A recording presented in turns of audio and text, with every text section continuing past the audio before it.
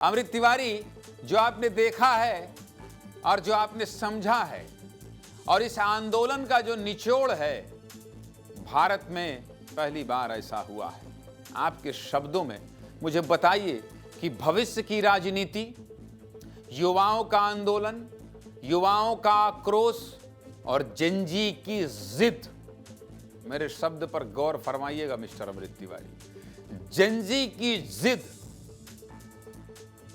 के सामने सरकार को सोच समझकर फैसला लेना पड़ेगा। इस आंदोलन ने तय तो कर दिया। अमृत, जो इस आंदोलन से मुझे जो समझ में आया और साथ ही साथ इसके पैर बरक्स और भी जो आंदोलन चले हैं और जेनजीज की भूमिका रही है, वो स्पष्ट करती है कि ये जो जनरेशन है वो बिल्कुल ही एक टारगेट फिक्स करती है और उसके मुताबिक उस पर कटिबद्ध हो जाती है, यानी कि कमिटेड हो जाती है।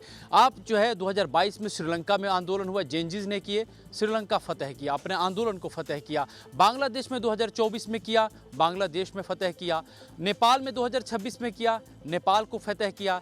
केनिया में याद दिला दो, केनिया भी 2024 में किया, वहाँ भी फतह किया। और यहाँ भारत में 2026 में, जबकि ये कहा जा रहा था कि सरकार, ये नई सरकार एक तरह की है, इसमें कोई किसी के आगे झुकती नहीं है। किसान आंदोलन के बाद, जो कि वो 1 साल लंबा आंदोलन चला था, उसके मुकाबले देखेंगे तो यहाँ पे आप 30-35 दिन के भीतर ही घुटने सरकार टेक देती है। लफ्ज़ मैं इस्तेमाल इसलिए कर रहा हूँ क्योंकि आगे हम देख रहे थे, आज से 10 दिन पहले कोई इस तरह के नामो निशान नहीं थे, लेकिन अचानक घटनाक्रम बदलता है कि प्रधानमंत्री मोदी ये समझ जाते हैं वक्त की नज़ाकत क्या है, इसीलिए वो इतने बड़े नेता हैं। वो इंस्टाग्राम पे आते हैं और वो पोस्ट भी दोपहर सुबह ये नहीं भेजते हैं, अपना पोस्ट भी जारी करते हैं लेट नाइट। वो जानते हैं कि जेनजी रात को स्क्रॉल करता है, स्क्रीन स्क्रॉल करता है। तो ये इस आंदोलन ने बहुत सारे तहजीब, पॉलिटिकल तहजीब बदलने के संकेत दे दिए हैं। एक तो सरकार के ऊपर अकाउंटेबिलिटी का एक बहुत बड़ा चाबुक चला है कि आप जो है, आप कितने भी बड़े मतों अंतर से जीत करके आ जाए,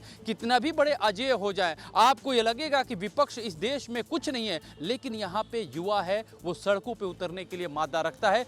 आप बताइए, जब आज ये आंदोलन खत्म हुआ तब वहां किस तरह का माहौल था? ज्ञानेंद्र जी, इस पूरे प्रोटेस्ट का निचोड़ यही है कि जेनजी केवल रील नहीं बनाते, रील नहीं देखते, बल्कि लड़ाई भी पड़ते हैं ज़रूरत पड़ने पर, और लड़ाई लड़ने के बाद जीतते भी हैं। क्योंकि देखिए, ये जेनजी का कमाल है, क्योंकि जेनजी ने कमाल किया है। देखिए, जब ये पूरा प्रोटेस्ट खत्म हुआ तो अलग ही एक सुकून नज़र आ रहा था जेनजी के भीतर। वो अंतरात्मा से कह रहे थे कि देखिए, हम लोग जेनजी हैं, हम लोग इतिहास बदल सकते हैं, हम लोग इतिहास बना सकते हैं। और हमने देखिए इतिहास बनते और यहाँ पर बदलते देखा है आज।